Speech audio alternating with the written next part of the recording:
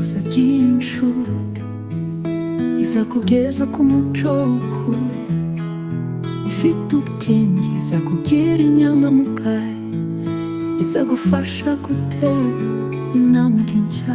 Inshuti nyayo si igihe cy'ibyishimo, izagushyigikira mu gihe kigoye, kuko ubuzima si ihuriro ry'ibyiza gusa, ibyago n'ibigeragezo nabyo birahari.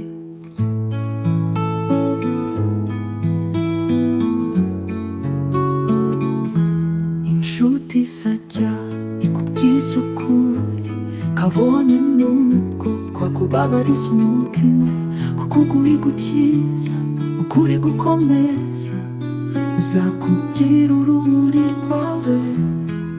Inshuti nyayo si igihe cy'ibyishimo, izagushyigikira mu gihe kigoye, kuko ubuzima si ihuriro ry'ibyiza gusa, ibyago n'ibigeragezo nabyo birahari. Inshuti nyayo si igihe cy'ibyishimo, izagushyigikira mu gihe kigoye, kuko ubuzima si ihuriro ry'ibyiza gusa, ibyago n'ibigeragezo nabyo birahari.